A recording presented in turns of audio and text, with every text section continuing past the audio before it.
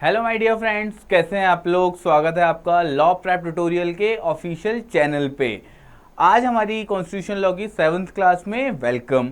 आज की क्लास में हम पढ़ेंगे union and it's territory part 1 of Indian constitution. Part 1 में आते हैं आर्टिकल 1 से लेके आर्टिकल 4 तक।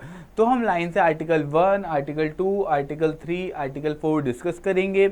उसके अलावा union of states and federation of states और टेरिटरी ऑफ इंडिया में क्या डिफरेंस है इन तीनों टर्म्स में, फेडरेशन ऑफ स्टेट्स में एंड यूनियन ऑफ स्टेट्स में, ये डिफरेंस जानेंगे। उसके अलावा पार्लियामेंट की पावर कितनी है स्टेट्स बनाने में, नए स्टेट्स या पुराने स्टेट्स का साइज, उनकी बाउंड्रीज एल्टर करने में।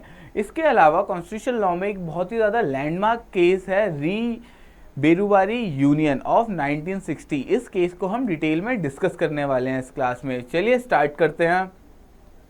सबसे पहले आर्टिकल 1 क्या कहता है, name and territory of the union. तो इंडियन कॉन्स्टिट्यूशन जब बन रहा था, कॉन्स्टिट्यूंट असेंबली के मेंबर्स के बीच में एक बहुत ही ज़्यादा डिबेटेबल टॉपिक था कि हम कंट्री का नाम क्या रखें, ऑफिशियल नेम जो हम बाकी कंट्रीज के सामने रिप्रेजेंट करेंगे, इंडिया या भारत।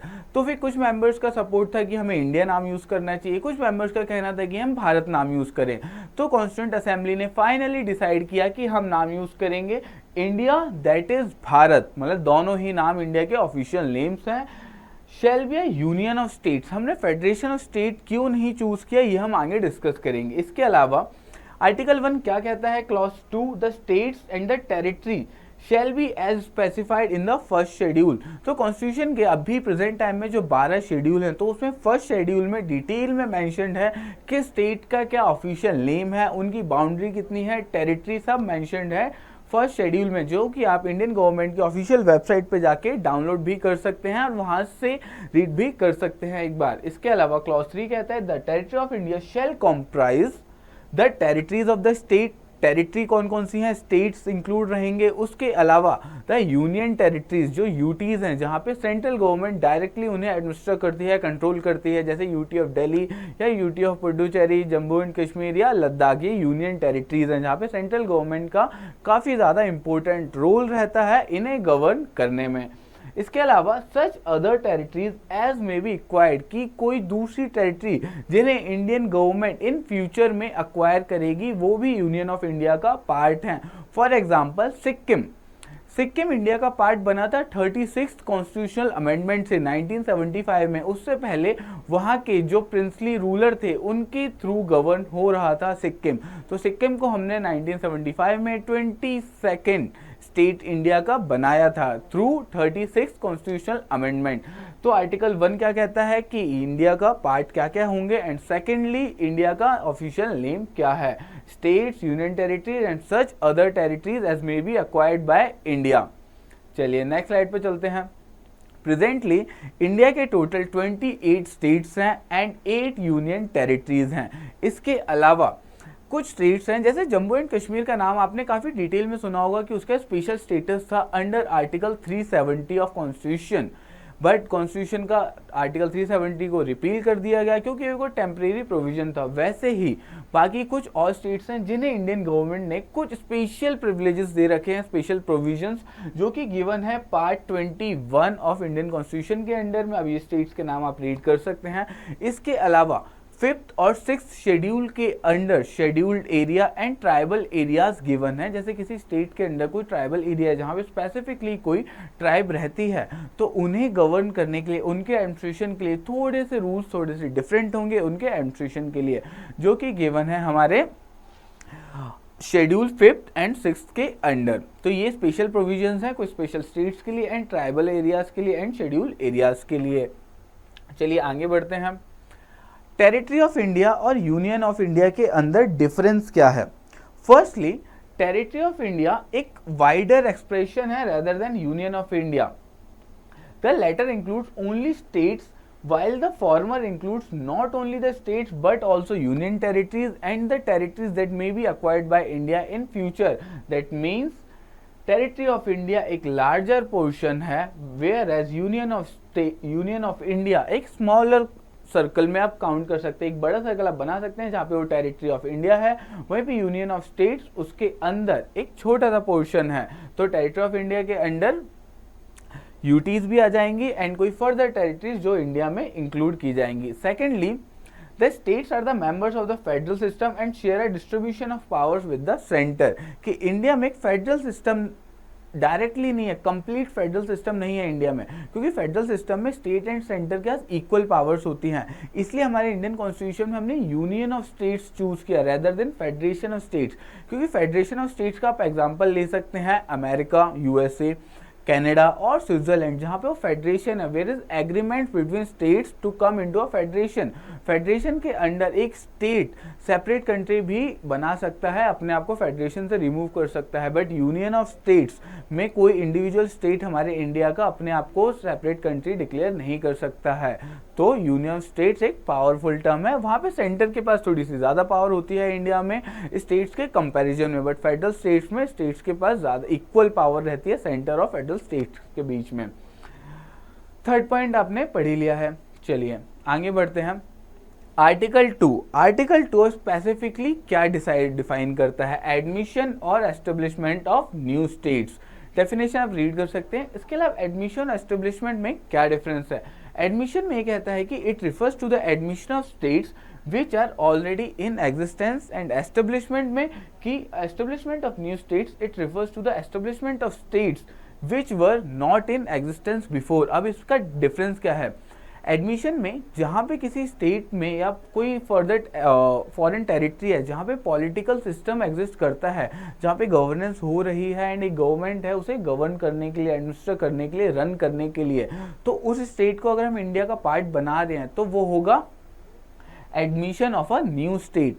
बट कोई ऐसी टेरिटरी जहाँ पे कोई ट्राइबल लोग तो रह रहे हैं, कोई पब्लिक तो रह रही है, बट वहाँ पे कोई सिस्टम ऑफ गवर्नमेंट नहीं है, कोई गवर्नेंस का स्ट्रक्चर नहीं है, कोई उन्हें रूल करने के लिए नहीं है, तो उन्हें हम इंडिया का पार्ट बनाते हैं, तो वो होंगे establishment of new state. Admission के अंडर हम एग्जाम्पल में कंसीडर कर सकते हैं सिक्किम का example, but Andaman and Nicobar islands जहाँ पे, या फिर लक्षद्वीप के कुछ आइलैंड, मिनिकॉय आइलैंड्स, जहाँ पे कोई गवर्नेंस का सिस्टम नहीं था, जहाँ कोई रूलर नहीं था, तो उसे हमने इंडिया का पार्ट बनाया है, तो वो होगा एस्टेब्लिशमेंट ऑफ स्टेट, ना कि एडमिशन ऑफ स्टेट। तो ये दो डिफरेंसेस दिए गए हैं हमारे आर्टिकल 2 के अंडर, जो कि आपको याद रखना है, admission and establishment. Notably, Article 2 also relates to the admission or establishment of new states that are not part of the Union of India। जो पार्ट नहीं है उन्हें पार्ट बनाने की बात हो रही है। दैट मीन्स फॉरेन टेरिटरी को अक्वायर करने की बात हो रही है आर्टिकल 2 में। यही एक फंडामेंटल डिफरेंस है आर्टिकल 3 और आर्टिकल 2 के अंडर। आर्टिकल 3 क्या डिस्कस करता है? प्रेजेंट में इंडिया के इंटरनल एडजस्टमेंट करने हों वो गिवन है आर्टिकल 3 के अंडर में। That is formation of new states, alteration of areas, boundaries और names of existing states। कि इंडिया का कोई स्टेट है जिसकी बाउंड्री अल्टर करनी है, नया स्टेट बनाना है। जैसे कि 2000 के टाइम का हम एग्जांपल ले सकते हैं, जब मध्य प्रदेश इंडिया का लार्जेस्ट स्टेट हुआ करता था, उस टाइम पे मध्य प्रदेश का डिवीजन करके reorganisation of Madhya Pradesh act of 2000 के अंडर मध्य प्रदेश से कट करके छत्तीसगढ़ एक न्यू स्टेट बना दिया गया था।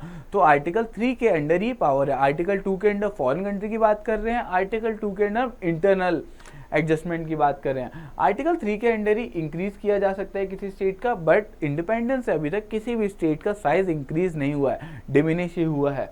तो third clause C, diminish the area of any state. Clause 4, alter the boundaries of any state. तो जब रीऑर्गेनाइजेशन होगा तो किसी स्टेट्स की बाउंड्रीज भी एडजस्ट की जा सकती हैं। इसके अलावा लास्ट क्लॉज है clause E of article 3 of Indian constitution, जो कि कहता है किसी स्टेट का नाम भी चेंज किया जा सकता है। जैसे कि 2011 में ओडिशा का नाम ओडिशा कर दिया गया था। तो पहले था ORISSA ओडिशा, अब चेंज करके कर दिया गया था ओडिशा। वैसे ही 2006 में उत्तरांचल का नाम चेंज करके कर दिया गया था उत्तराखंड। तो ये पावर्स हैं आर्टिकल 3 के अंडर इंडियन गवर्नमेंट के पास, पार्लियामेंट के पास बेसिकली। तो हाँ, प्रोसेस क्या रहेगी? किसी स्टेट का नाम चेंज करना है या बाउंड्री चेंज करनी है, क्या कोई नया स्टेट बनाना है, तो ये पावर्स हैं सिर्फ और सिर्फ पार्लियामेंट के पास। स्टेट लेजिस्लेचर के पास इस रिगार्ड में कोई भी पावर नहीं है। तो सिर्फ और सिर्फ पार्लियामेंट में ही ऐसा बिल इंट्रोड्यूस हो सकता है। इसके अलावा चलो बिल आ जाता है पार्लियामेंट में, बिल आएगा तो वो लोकसभा राज्यसभा से पास होगा, प्रेसिडेंट के पास जाएगा, तो फिर जो भी स्टेट कंसर्न है, जिसकी बाउंड्री चेंज की जा रही है या जिसका नाम चेंज किया जा रहा है, तो उस स्टेट को ये बिल रेफर किया जाएगा उस लेजिस्लेटिव असेंबली को, उनके ओपिनियंस जानने के लिए, उनके व्यूज़ जानने के लिए। तो प्रेसिडेंट ये बिल रेफर कर देंगे उस पर्टिकुलर स्टेट को, फिर उस पर्टिकुलर स्टेट को अपना ओपिनियन या अपने व्यूज़ एक्सप्रेस करने पड़ेंगे उस रिगार्डिंग में, उस बिल के रिगार्डिंग में। तो जब इंडियन कॉन्स्टिट्यूशन बना, तो जब प्रेसिडेंट अपना बिल भेजेंगी पर्टिकुलर स्टेट के पास, तो वो स्टेट, कोई टाइम लिमिट नहीं गिवन थी किस टाइम लिमिट के अंदर उस स्टेट को अपने व्यूज़ एक्सप्रेस करके प्रेसिडेंट के पास सबमिट करने होंगे।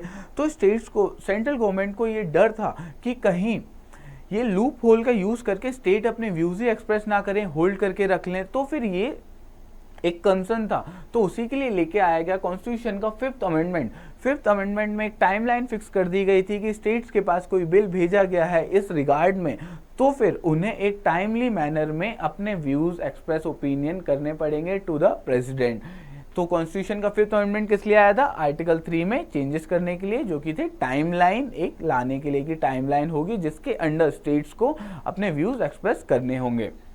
चलिए आगे बढ़ते हैं। आर्टिकल 4। आर्टिकल 4 बहुत ही सिंपल आर्टिकल है। आर्टिकल 4 ये कहता है कि आर्टिकल 2 और आर्टिकल 3 के अंडर में हम जो भी चेंजेस कर रहे हैं, जो लॉज लेके आ रहे होंगे, वो अमेंडमेंट नहीं होंगे, वो आर्टिकल 368 के अंडर अमेंडमेंट नहीं होंगे। तो क्योंकि अमेंडमेंट के लिए प्रोसेस अलग होती है बिल को पास करने के लिए, ये आर्टिकल 2 और आर्टिकल 3 के अंडर के जो चेंजेस हैं वो नॉर्मल लेजिस्लेटिव ऑर्डिनरी लॉज की तरह ही पार्लियामेंट से पास किए जा सकते हैं सिंपल मेजोरिटी के थ्रू, कि सिंपल मेजोरिटी से हम पास कर सकते हैं। But special amendments special majority चाहिए रहती है, 2/3 members of the house present and voting in both the houses. तो ये सिंपल लॉज की तरह, ऑर्डिनरी लेजिस्लेटिव लॉज की तरह पास किए जा सकते हैं पार्लियामेंट में से, कि लोकसभा राज्यसभा से सिंपल मेजोरिटी मिल जाएगी तो ये बिल पास हो जाएंगे। चलिए आगे बढ़ते हैं। एक क्वेश्चन है कि जैसे पार्लियामेंट के पास पावर है कोई नया स्टेट बनाने के लिए, अपने इंटरनल स्टेट को चेंज करके कोई नया स्टेट बना सकते हैं, जैसे एमपी से छत्तीसगढ़ बना था, वैसे ही बिहार से झारखंड बना दिया गया था, उत्तर प्रदेश से उत्तराखंड बनाया गया था 2000 के टाइम पे। ये प्रेजेंट स्टेट्स की बाउंड्रीज चेंज करके एक नए स्टेट्स का फॉर्मेशन कर दिया गया था। और रिसेंटली 2014 में तेलंगाना और आंध्र प्रदेश का डिवीजन होकर 2 अलग स्टेट बना दिए गए। वैसे ही जम्मू कश्मीर एक स्टेट हुआ करता था जिसे यूनियन टेरिटरीज में डिवाइड कर दिया गया, union territory of Ladakh and union territory of Jammu and Kashmir. वैसे ही क्या गवर्नमेंट के पास, पार्लियामेंट का ये पावर है कि इंडिया की टेरिटरी कट करके किसी दूसरी कंट्री को दे दें? हाँ, तो यही क्वेश्चन आया था 1960 में इन द केस ऑफ री Berubari union, case of India in 1960। आपको पूरा डॉक्यूमेंट कंटेंट मिल जाएगा इस पीपीटी में, तो अभी आप क्वेश्चन सुनते हैं। तो फैक्ट्स यही थे कि इंडियन टेरिटरी, वेस्ट बंगाल की एक टेरिटरी थी बेरुबारी यूनियन, जिसे इंडियन गवर्नमेंट ने पाकिस्तान को, प्रेजेंट डे बांग्लादेश को ट्रांसफर कर दी थी। तो सुप्रीम कोर्ट में ये क्वेश्चन आया कि पार्लियामेंट के पास ये पावर है या नहीं है, क्या वो अपनी present territory, union of India की कोई टेरिटरी किसी फॉरेन कंट्री को दे सकते हैं, ऐसे ट्रांसफर कर सकते हैं क्या नॉर्मल आर्टिकल 2 और आर्टिकल 3 के अंडर? तो सुप्रीम कोर्ट ने कहा नहीं, पार्लियामेंट के पास ये पावर नहीं है आर्टिकल 2 के अंडर की वो प्रेजेंट टेरिटरी को किसी फॉरेन कंट्री को ट्रांसफर कर सकते हैं। ये हो सकता है तो सिर्फ और सिर्फ आर्टिकल 368 के अंडर कॉन्स्टिट्यूशनल अमेंडमेंट के थ्रू, कि कॉन्स्टिट्यूशन में एक अमेंडमेंट करना पड़ेगा। कॉन्स्टिट्यूशन में अमेंडमेंट के लिए आपको स्पेशल मेजोरिटी चाहिए। तो इसी कंसर्न में 9th कॉन्स्टिट्यूशनल अमेंडमेंट किया गया था, जिससे इंडिया का जो बेरुबारी यूनियन वाला लैंड था वो ट्रांसफर कर दिया था पाकिस्तान को, जो कि है प्रेजेंट डे बांग्लादेश। तो ये था हमारा री बेरुबारी यूनियन ऑफ इंडिया का केस। अब आपको एक डाउट होगा कि ये री क्यों लगा है इस केस के आगे। तो री तब लगता है कि जब किसी केस में कोई प्रेसिडेंट, अपने प्रेसिडेंट कोई रिव्यू मांगते हैं, रेफरेंस करते हैं किसी लॉ को या किसी क्वेश्चन को सुप्रीम कोर्ट को, कि कोई एडवाइस चाहिए प्रेसिडेंट को किसी मैटर पे, तो सुप्रीम कोर्ट को रेफर कर देते हैं मैटर। तो ये रेफर होता है आर्टिकल 143 ऑफ इंडियन कॉन्स्टिट्यूशन के अंडर, जहाँ पे मिनिमम एक कॉन्स्टिट्यूशन बेंच सेटअप करनी पड़ेगी सुप्रीम कोर्ट को, और कॉन्स्टिट्यूशन बेंच में मिनिमम होते हैं 5 जजेस। तो इन 5 जजेस को अपना ओपिनियन बताना पड़ेगा इन क्वेश्चंस के लिए। तो तब लगता है re, in reference to Berubari union case. तो प्रेसिडेंट ने ये मैटर रेफर किया था सुप्रीम कोर्ट को, जहाँ पे सुप्रीम कोर्ट ने ये अपना ओबिटर दिया था, मतलब अपना जजमेंट दिया था कि कोई भी लैंड इंडियन पार्लियामेंट अपनी तरफ से नहीं ट्रांसफर कर सकते हैं विदाउट अ कॉन्स्टिट्यूशनल अमेंडमेंट। तो 9th कॉन्स्टिट्यूशनल अमेंडमेंट था रिलेटेड टू हमारा transfer of territory to Pakistan. चलिए यहीं पे क्लास को ख़त्म करते हैं। आई होप आपको समझ में आया होगा। आपके जो भी ओपिनियंस हैं आप कमेंट सेक्शन में बता सकते हैं या सजेशंस दे सकते हैं। उसके अलावा नेक्स्ट क्लास में हम पढ़ेंगे state reorganisation, Dhar committee, JVP committee and Fazal Ali committee. उसके अलावा 1956 के बाद कैसे स्टेट्स का फॉर्मेशन हुआ लिंग्विस्टिक बेसिस पे, उसके पहले 1956 से पहले कैसे part A B C D में इंडियन स्टेट्स को क्लासीफाई किया गया था, ये सब हम डिस्कस करेंगे नेक्स्ट क्लास में। For more legal updates follow Law Prep Tutorial. Thank you.